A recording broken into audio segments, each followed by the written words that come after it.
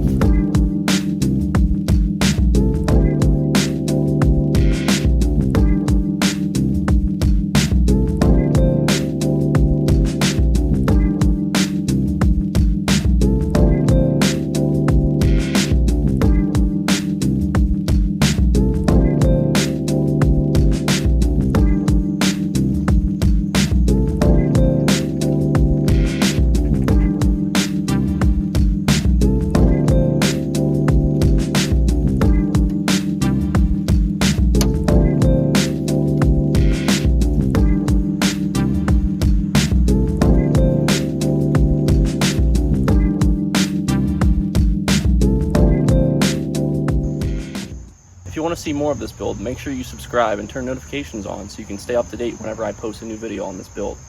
I look forward to seeing what I can turn this thing into.